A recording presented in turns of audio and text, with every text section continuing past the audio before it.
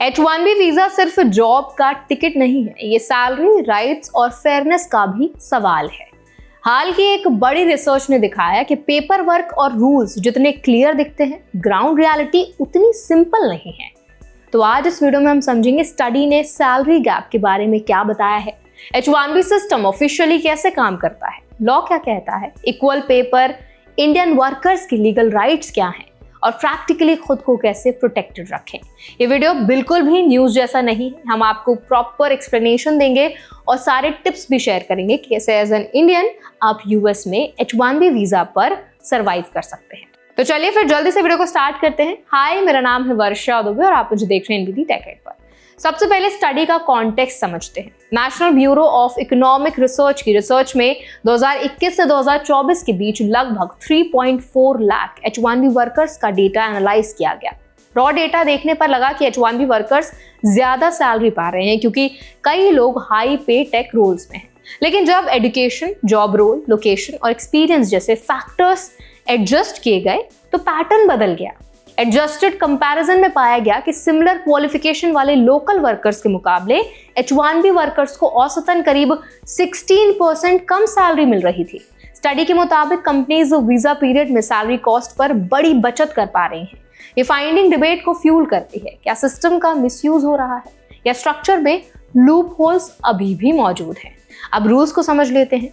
H1B program under US labour framework companies को foreign skilled workers hire करने की permission देता है, लेकिन एक की रूल है प्रिवेलिंग वेज। इसका मतलब एम्प्लॉयर लीगली ऑब्लिगेटेड है कि वर्कर को उस रोल और लोकेशन के इंडस्ट्री बेंचमार्क के बराबर या उससे कम नहीं पे करे। ऑफिशियल पेपर वर्क में एम्प्लॉयर वेज लेवल डिक्लेयर करता है और सर्टिफाई करता है कि हायरिंग से लोकल वेजेस सप्रेस नहीं होंगी। यानी लॉ का इंटेंट क्लियर है, इक्वल स्किल के लिए अनफेयर पे डिफरेंस जो है वो अलाउड नहीं है। तो फिर गैप कैसे बनता है? प्रैक्टिकल वर्ल्ड में classification, job title framing, wage level selection और नेगोशिएशन जैसे फैक्टर्स इंपैक्ट डालते हैं। एम्प्लॉय टेक्निकली कंप्लायंस दिखा सकता है, लेकिन वर्कर अनअवेयर हो तो डिसएडवांटेज हो सकता है। यही अवेयरनेस क्रिटिकल बनती है। इंडियन H1B वर्कर्स के लिए लीगल राइट्स पर ध्यान देना बहुत इंपॉर्टेंट है। यूएस लेबर लॉज के हिसाब से वर्कर को डिक्लेयर्ड वेज मिलने का अधिकार है।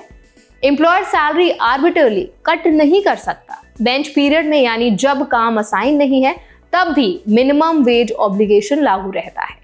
वर्कर रिटेलिएशन से प्रोटेक्टेड है। कंप्लाइंट रहने पर वीजा कैंसिल नहीं होना चाहिए। अगर वेज वायलेशन या मिसक्लासिफिकेशन लगे, वर्कर कंप्लेन फाइल कर सकता है और इन्वेस्टिगेशन ट्रिगर हो सकती है। प्रैक्टिकल प्रोटेक्शन स्ट्रैटेजी समझिए। ऑफर लेटर और labour condition application details match करनी चाहिए। रोल, लोकेशन और सैलरी लेवल क्लियर होना चाहिए।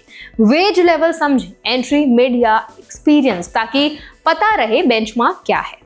सैलरी स्लिप्स और वर्क रिकॉर्ड संभाल कर रखें। इमिग्रेशन स्टेटस एम्प्लॉयर डिपेंडेंट है, लेकिन लीगल वेज राइट्स इंडिपेंडेंट है। किसी भी मिसमैच पर डॉक्यूमेंटेशन के साथ क्लैरिफिकेशन मांगना आपका अधिकार है। करियर प्लानिंग भी जरूरी है। सैलरी नेगोशिएशन को अनकंफर्टेबल टॉपिक मत समझिए। डेटाबेस डिस्कशन करें। इंडस्ट्री सैलरी बेंचमार्क्स रिसर्च करें। रोल डिस्क्रिप्शन वेग ना छोड़ें। जितनी क्लैरिटी होगी, मिस इंटरप्रिटेशन का रिस्क उतना ही कम होगा। तो आई होप ये वीडियो आपके लिए हेल्पफुल रहा होगा। अब इस पूरे अपडेट पर, इस पूरी स्टडी पर आपका क्या ओपिनियन है, आप क्या राय रखते हैं, हमें कमेंट्स के जरिए जरूर बताएं। ऐसे और भी अपडेट्स के लिए, वीडियोस के लिए, इन्फॉर्मेशन के लिए हमारे चैनल NBD टेक एड को भी जरूर सब्सक्राइब करें।